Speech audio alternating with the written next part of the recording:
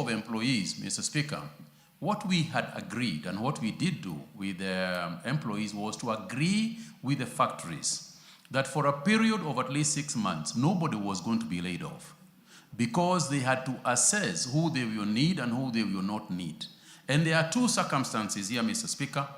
There are people, and you will see it even in advertisements in the newspapers, where, yes, there are people who are leaving the factories. And obviously, you know, that they are not very happy because of that. And I sympathize with the situation.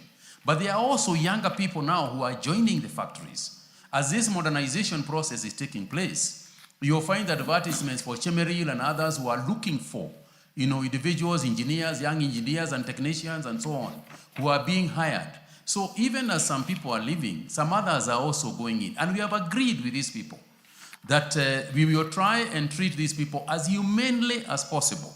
Further, Mr. Speaker, we are under no instructions for no less than the President of the Republic, President Ruto, that no individual employee is not going to be paid because most of the debt that was left, that we had with the employees is actually government debt on grounds that we were the shareholders. And we are the ones who owed those people monies from NSSF, monies from NHIF, deductions as such to those people. It is a government debt.